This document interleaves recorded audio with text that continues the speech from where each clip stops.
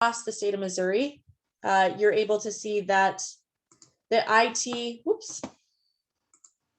IT is growing rapidly. So I believe the first job change was supposed to be 2018 to 2019. But you're able to see the increase of growth in 2019 to 2020, which is 12.5% across the state. That IT is growing rapidly, and the pandemic really helped to boost that because we had to switch everything to virtual. And so it never became as important as it is today. Also, in looking at how Missouri compares to other states when it comes to growth in IT, so we're expected to have over the next 4 to 5 years almost a 12% increase in IT jobs, which puts us ranked at 12th in the country. So Missouri is actually a really good place for this sector. We have a lot of infrastructure, we've got a lot of opportunity, and St. Louis is even more so. So you can see here across the state, looking at county by county, the percentage of growth per county, and St. Charles, St. Louis, and St. Louis County and St. Louis City, all of them saw over 5% growth in 2020. So it's definitely a space that is growing rapidly within our region as well. Again, looking at across the state, so when you're looking at the top 15 tech occupations that have been growing in Missouri, all 15 have an element that's tied to IT. So IT is the thread that connects a lot of growth and opportunity. It's the piece that's taking off rapidly, consistently in all of these different sectors. So it's definitely worth looking at when we're looking at really training the kids. So focusing more on the St. Louis region, so the STL 2030 jobs plan was put out by Greater St. Louis Inc. And it's looking at the same 15 county footprint that Tech STL serves. So in the jobs plan, they identified the 5 strongest clusters for St. Louis. All 5 of these have an element of IT. Some have more than others, but it's definitely a piece that is coming up over and over again, as well as so they call it the triangle, right? The 3 tech spaces that are growing the fastest, and that's fintech, geospatial, and ag tech. All of those have a foundational element of IT. It's the bedrock for each of these pieces. So you can see that even in the St. Louis region, this is something that is rapidly growing, and IT is that foundational skill set that all of these sectors are needing to really leverage. So the community college and their state of the workforce, when you're looking at the entry level positions and the hiring needs across the region, so the top basic skills, several of them are tied to IT, as well as the top specialized skills. And then there's a whole section that's just looking at software and programming skills. So when we're looking at the main anchor institutions that are hiring the most amount of jobs, they cannot fill their tech jobs. Specifically, when you're looking at software developers or security, data management, those are positions that we have thousands of them open, and we can't keep those people. So it's definitely something that investing in this kind of education is well worth the effort when it comes to supporting our kids and getting them career ready. So what's really exciting is looking at some of the emerging technologies that are coming out, some of the trends that are taking shape. Almost every single one of these has an aspect that's tied to IT. So Internet of Behaviors is a spin off of the Internet of Things, and this is looking at how data and software is being impacted by the behavioral change of people, and so how these tools are being changed by the way in which we engage with them.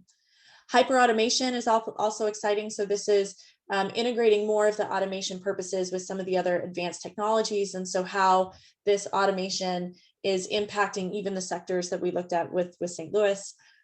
Edge computing is huge, and it's taking off in a lot of ways, especially with artificial intelligence. So edge is where the technology goes right up to the edge of the interaction per individual. And so really understanding how each person is having direct impact on the data and the AI of how we're reading that individual, and how it's changing the way in which the software or the technology is evolving based upon that interaction. 5G is also huge. So it's not just telecom, it's just connectivity in general. So the pandemic put a lot of demand on internet connectivity. And so really understanding 5G is completely transforming the space. It's 10 to 100 times faster than 4G, but it's also creating new opportunities when it comes to connectivity and how we're bridging those gaps on the ground.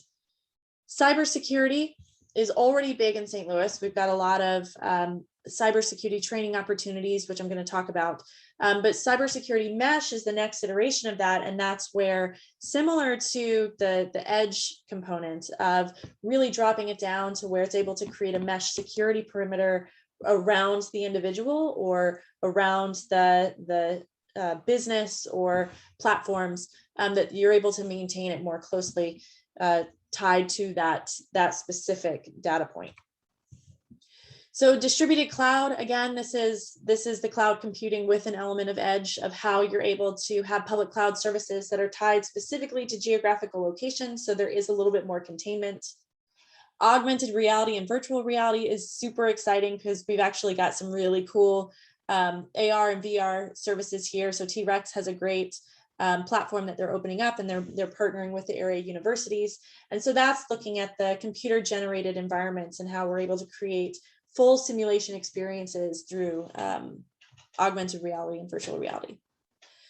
Quantum computing is another one. It's not new, but thanks to the pandemic, it has taken on some new life. That the integration of bioscience and engineering into the IT space, and having to make that the quantum computing smarter and tying it to edge computing and AI.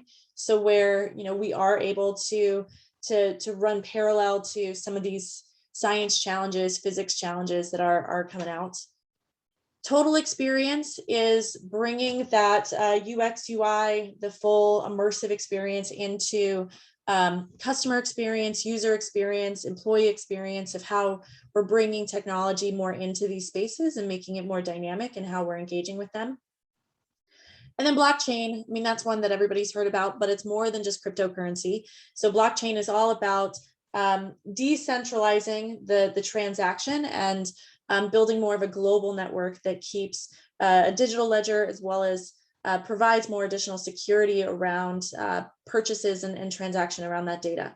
So it's evolving into a lot of other spaces and more than just around money, but it's that exchange of data of how we create additional security and containment around that.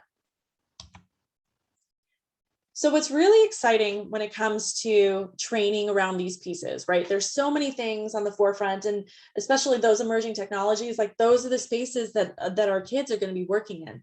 And so seeing that all of these things in the pipeline, when it comes to supporting IT, you're having to create this balance between the non-technical skills and the highly technical skills, because IT is the space that bridges the gap between people and tech.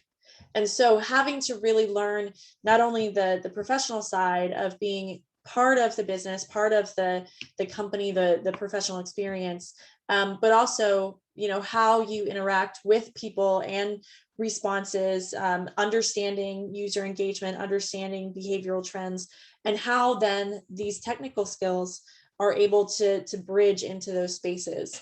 And so, especially when we're looking at STEM, we're having to find ways to connect these dots, right? That critical thinking, communication, time management, being observant, right? All of these things are tied then to the actual technical side of the work.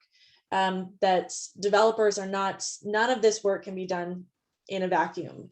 It's all impacted by the way humanity interacts with the technology. So some of the training that I would really emphasize when it comes to empowering your students to become more prepared for IT is, so the first thing is that this generation, they're the native generation. They are more comfortable with this technology than we are, clearly. My kids still have to help me get into things, and I'm someone who works in tech. So I'll be the first to admit it. But one of the big challenges that we have is that we're having to help train these kids. They know the lifestyle tech skills of how they use it in their day-to-day living, of how they engage with friends and how it's tied to their entertainment. But what they lack is the professional side of those tech skills. And that means that we're having to, break the habits that they have and really introduce some higher standards of what that then means to do this work in a professional environment, asks more and new and different things than what they're used to doing when it comes to engaging just in their day-to-day life. So a great way to start introducing these things is to actually expose those kids to the environments, to bring them to the companies, to bring them to the universities, get them around the equipment. So depending upon what spaces you're wanting to educate around, show them what that software looks like, what the production equipment looks like. Get them talking to some of the tech leaders, whether they're founders or engineers or professors, and start showing them some of the processes that go into that. Some of the development processes, the iterative processes of the how people are having to show up in that environment and come up with ways to solve the problem in a really quick, fast-paced timeline. And so that's the reality, is that while IT is really big and broad, there are some clear commonalities of working in this space. It is fast-paced, because your people have really high expectations of how quickly their technology works. It's highly iterative in that it's influenced by so many variables that you're having to continually take in new information and tie it to advancing the technology. And it's also detail oriented. This is not a place that you can skip steps. You can't be sloppy. There's no room for error when it comes to these things. Obviously, when it is iterative, I mean, there's a ton of error, but as the developers, as the IT specialists, we are having to try and minimize those errors as much as possible, especially when we're dealing with people's data, their websites, their internet, right? Like, humanity does not like things not working, and they don't want their information shared because someone made a mistake. And so there's a lot of pressure in this world, and we're having to really learn how to navigate it from a professional setting.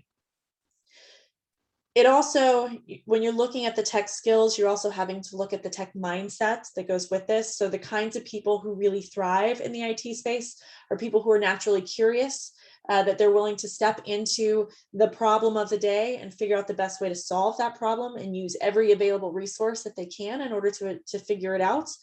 They are adaptable. That this industry is a moving target, that things are very different even from the beginning of the day to the end of the day. And so you can't get attached to things. You're having to continually iterate as you move along. They're also resilient, that, this is the kind of industry that you learn more from it breaking than from it working. And so having to really navigate when it doesn't work is challenging for a lot of people. And then they're highly observant, that they're having to pay attention to all of the different variables and how it's impacting the structure and the tools. And so these are things that people, I see a lot of these skills are trainable, but a lot of the mindset is not, that this IT is not a space for everybody. And so really finding students that would thrive in that space is super important. So luckily in St. Louis, we've got a ton of training pathways, and there's a lot more that are also in the works. They come from a combination of mediums. And so, here's a list of just things that I know that already are available here. And I'm going to talk about the different mediums in which you can access that. So the first is, there's a number of free trainings that are available through area nonprofits. And these are kind of the career readiness right out of high school, get some job skills, be able to be hired immediately kind of programs. So NPower is a free program. I think it's one of the best to get started. So they work through, it's a national program that they do have something here in St. Louis. They work in partnership with the community college and Harris State University. It's free foundational tech skills, but they also look at job skills and life skills. They have availability for younger students, so they're able to start when they're teenagers through that process. It's a really great way to get started. Cyber Up is focused on cybersecurity, so they're also a free program here. They're an area nonprofit. They have training and certifications that you're able to, they also then help get you hired. So they work with the area companies that are looking for entry-level cybersecurity analysts. And so that's a great way to get started. And their training is virtual. So Launch Code is another nonprofit that's based here in St. Louis. They have programs all over the country. They focus primarily on programming and coding. And so building out websites, building out software, looking at analytics. And again, they work directly with area companies to help get those jobs. They have free programs. It's also done virtually. So Run for Women is a nonprofit here in St. Louis. They focus primarily on supporting women. They just rolled out a new certification in partnership with Maryville University and GeoFutures that's focused specifically on GIS, but they have a number of other training programs that are available. Definitely worth checking out. So then you've got the other paths, and these are the ones that you do have to pay for. There's the career readiness path, where you are looking more at the certifications, the continuing ed, the credentialing sort of thing. So STL Works is it's an initiative under the Regional Business Coalition, RBC. They've got a great website at stl.works that has a job board and training opportunities. Claim Academy is, you do pay for it, so it's a little bit more expensive, but it's higher level certification and job placement within programming, coding. They also have cybersecurity. So those are, Claim Academy is more for those that are ready to really make the investment, that they're most likely considering either a degree, a graduate degree, or they're ready to really apply for a higher level tech position. Then you've also got Rankin Tech, St. Louis Community College, and UMSL. So they all offer certificates as well as associate degrees and micro-credentialing within tech spaces. The higher degree path, luckily all of the universities here offer a variety of bachelor's degrees, master's degrees, PhDs, as well as different certificates. So UMSL does offer some certificates. So here in St. Louis, we have a program called GHEC, which is a collaboration of 6 universities that they do offer cybersecurity degrees. So if you are looking specifically for that one, that makes it really easy to find those.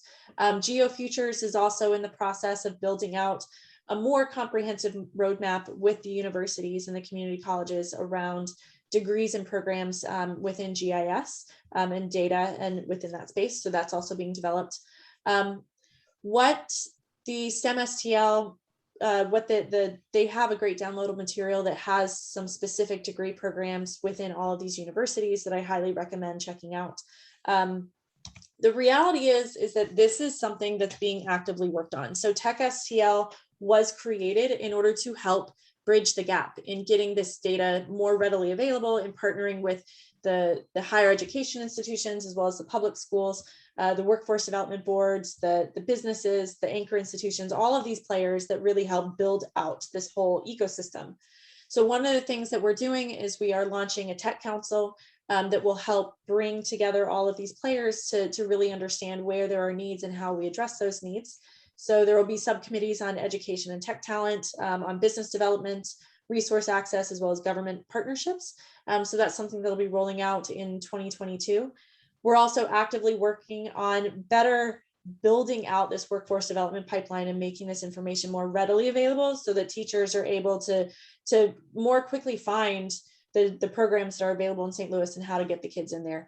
And the last 2 pieces are looking at data collection so that we have more information around what the IT cluster is looking like, what kinds of jobs are available, what kind of opportunity and investment there is, and a long-term plan of how as a region we're working within this space. So this is my contact information. If this is something that you would be personally interested in being a part of, or you have some ideas or information that you'd like to share with us, please feel free to reach out. It is something that we are in the space of, so we're trying to get as much information as we possibly can to pull it together. So I will now take questions if you have any. Emily, this is Mandy Gwen. I'm a school counselor in Belleville, Illinois, and we are actually getting ready to open up a new career center on our side of the river. We're really wanting to develop an IT program for our students, and we have some ideas. Working with Worldwide Technology. They've got some good partnership. We're thinking about an apprenticeship with them. But if you were starting a program for IT, what kind of skills do you think that we should be preparing our students with? I saw that the tech skills and the non-tech skills. We get that. Like we get that as an educational institution, but if we were preparing our students to go out there into the world, to maybe have something that they can tangibly use, or maybe a building block to something in the future. Well, so, I would recommend, based upon knowing where there are other resources, right, to hand these kids off to that are growing rapidly in the St. Louis region. And I would say the top three that are within the IT spaces are, programming and coding. So looking at website development, at mobile application development, the same track as launch code, just like basic community or computer services. Yep. So programming, coding is one. Data and GIS. Now that there's a lot more infrastructure around GIS, the jobs are starting to become more readily available, and there's more resources to support kids on that. And then cybersecurity. So those are the three that I think have the most traction, that spinning out kids that have those baseline skills, they're going to be able to very quickly find either career readiness programs that are available or degree programs that are already in the universities. Awesome. So I would say either pick one of those three or find some programs that kind of bridge. There's some commonality in all three of them. Yes, good. Thank you for that. I appreciate that. Yep. Any other questions? Hey, Emily, this is Stephanie Schivinger. I am a vice president for IT for Enterprise Holdings. Nice. So Enterprise Rent-A-Car. I'm sorry, I was a little late to the beginning of this. Can you talk a little bit how you guys might be partnering with, companies throughout St. Louis to, from that perspective? Yeah, so Tech STL is a brand new initiative under the St. Louis Development Corporation.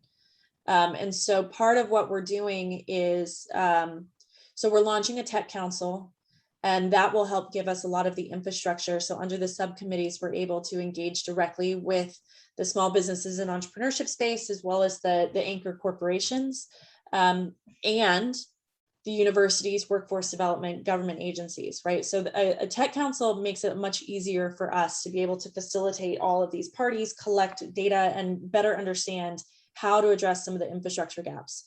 Because while the region has a lot of booming sectors, there's not a lot of connective tissue between them. Right. We don't have a lot of agencies that help really facilitate that. And so with Tech STL, we recognized that there were so many needs that we had to start first with, like, the top framework is two things. It's this convening mechanism, so the tech council, as well as the data collection portal, that we need to have the ability to really be tracking these things in real time, and not just wait for the next annual report to come out with the data. So we are at the very beginning stages of really building that out. And another great thing about a tech council is that it puts the companies more in the driver's seat, that it's membership based, and it allows us to build more around what the businesses are needing, unless the government actually takes a backseat, which is really nice, because we're able to be more on the front lines of where the market is going and where the demand is. So it's definitely something that you guys will be involved in as we roll out. Fantastic. Mm-hmm. Great. Any other questions? Make sure I don't have any. Awesome. Okay, well, thank you guys so much. I know that they recorded this, so they'll make it available. Feel free to reach out anytime, and I'm sure all of you guys will be hearing more about the program as we continue to move along. So thank you, happy Emily. Friday, everyone. Thank you so much. Yeah.